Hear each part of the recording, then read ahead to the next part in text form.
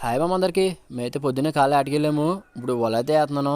ఇది వచ్చి చేపల టైలెట్ వల అయితేనే బరువు వచ్చి 6 కేజీలు 7 కేజీలు అలా ఉంటుంది బరువు వచ్చి.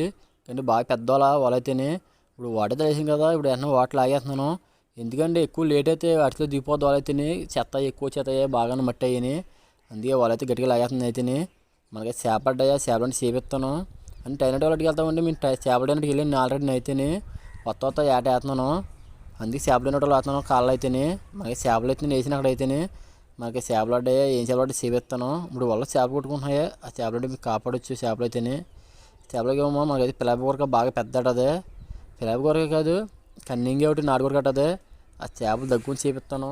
నన్ను బాగా సపోర్ట్ చేస్తున్నారు. ఇంకా అలా సపోర్ట్ చేయండి. ఇంకా మంచి పని ఇది మీకు చాలా ఎడతాను మీకు అయితేనే. ఇప్పుడు పిల్లప కూర చూడొచ్చు మీరు అయితేనే. పిల్లప కూర అయితే మామ, పిల్లప కూర టేస్ట్ చాలా బాగుంటుంది. పిల్లప కూర కూడా బలం ఒంటికి అయితేనే. అంటే జిమ్ చేసే వాళ్ళు ఎక్కువ తినొచ్చు పిల్లప కూరక. నేనైతే ఎక్కువ పిల్లప కూర తింటాను. కానీ టేస్ట్ కూడా చాలా బాగుంటుంది. పిల్లప కూర కంటే మినిమం కేజీ ఉండాలి. పిల్లప కూరకి అయితేనే కేజీ ఉంటాం బట్టి టేస్ట్ బాగుంటుంది. అలాగే కన్నింగే కూడా బాగుంటుంది.